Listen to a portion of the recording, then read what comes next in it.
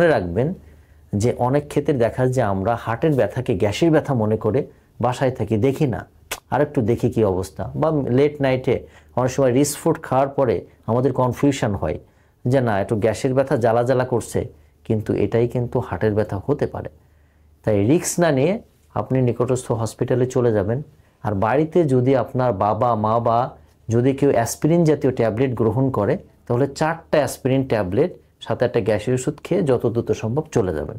মনে রাখবেন heart attack কিন্তু একটা মেডিকেল ইমার্জেন্সি, যেখানে কিন্তু হঠাৎ মৃত্যুর ঝুঁকি থাকে।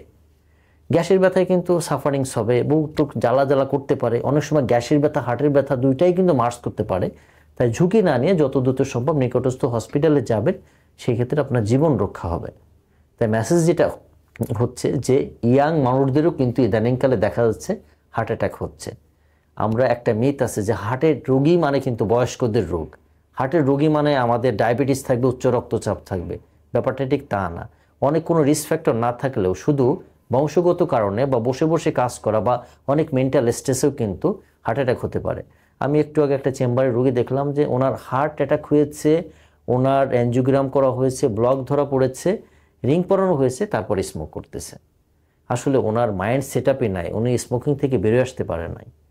আমাদের যাদের হার্টের রোগ আছে আপনারা জানেন যে হার্ট অ্যাটাকে কিন্তু ট্রিটমেন্ট অনেক ব্যয়বহুল। কিন্তু আমরা যদি চাই আমাদের যে রিস্ক ফ্যাক্টরগুলো আছে সেগুলোকে সুন্দর করে কন্ট্রোল করে প্রায় 90 থেকে 95 হার্টের রোগ প্রতিরোধযোগ্য। তাই আসুন আমাদের যাদের উচ্চ রক্তচাপ আছে, ডায়াবেটিস আছে, কোলেস্ট্রল আছে, স্মোক করি, আমরা এগুলো থেকে অ্যাভয়েড করে একটা হেলদি লাইফস্টাইল লিড করি এবং হার্টের রোগ প্রতিরোধ করি। সবাই ভালো থাকবেন, সুস্থ থাকবেন, সবাই হার্টের যত্ন নেবেন। স্বাস্থ্য বিষয়ক এমন নানা তথ্য জানতে ডেইলি হেলথের সঙ্গেই থাকুন। এছাড়াও স্বাস্থ্য বিষয়ক সংবাদ জানতে ভিজিট করুন www.dailyhealth.com.bd এবং ডেইলি হেলথের ফেসবুক, ইউটিউব, লিঙ্কডইন, টুইটার ও ইনস্টাগ্রাম পেজ ফলো করুন।